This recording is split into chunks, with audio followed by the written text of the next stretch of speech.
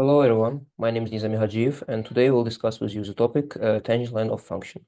So let's start. I want to briefly mention the learning outcomes. By the end of this not long presentation, you'll be able to understand what the tangent line to a function at a point means. Also, you'll learn how to find the equation of tangent line using just two simple steps. And you'll clearly distinguish between a tangent line and a secant line. And I'll also show some examples on graphs. So let's start, let's not waste our time.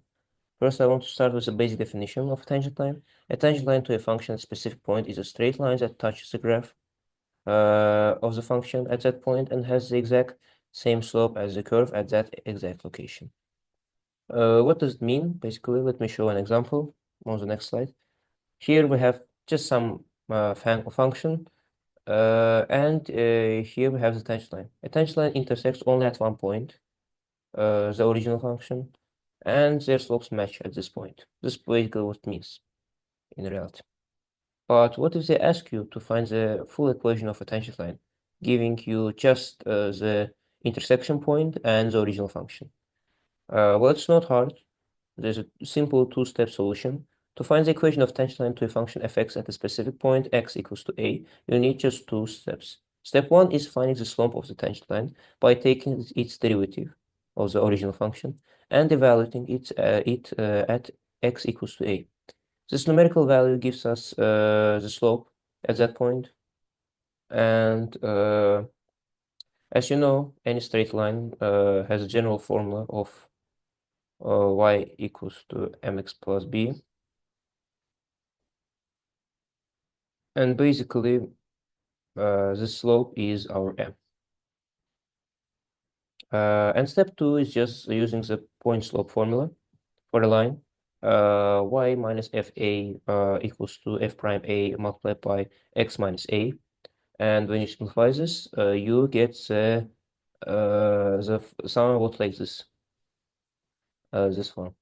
But I don't really like this interpretation of this formula. I usually put the fa on the right side just because it's more comfortable, and you get already in this form, in general form, the equation of tangent line. But anyways, this gives you the equation of tangent line using the point AFA and the slope from step one. Also, we have something else to discuss. But also, I mentioned the learning outcomes, tangent line versus the secant line. A tangent line touches the curve at just one point and matches the slope of the curve at that exact spot. But the secant line, on the other hand, cuts through the graph and touches it at two or even more points. But usually take 2 points, and here I explain why. The tangent shows the instantaneous rate of change, while the secant shows the average rate of change between 2 points. But what does it mean, this part? Let me explain you. Basically here, as we can see, this is a secant line and this is a tangent line. According to the formal definition of the derivative, by the way, we find the slope by using derivative, usually by choosing the rules, like power rule or Conning. But the formal definition of derivative is limit h tends to 0, fx plus h minus fx divided by h. But why do we need this? Because like if you look like this, these are 2 points. Let's take it as fx.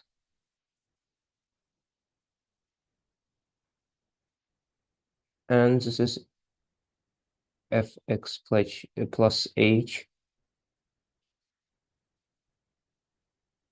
So, and if we just limit it, we eventually will get the tangent line, which is just intersecting one point, this one. So by limiting the secant line, we get the tangent line.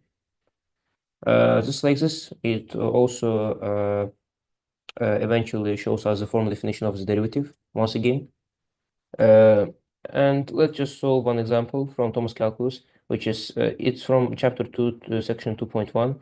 The first example is easy. You just subtract this from this, this from this, this from this, this from this.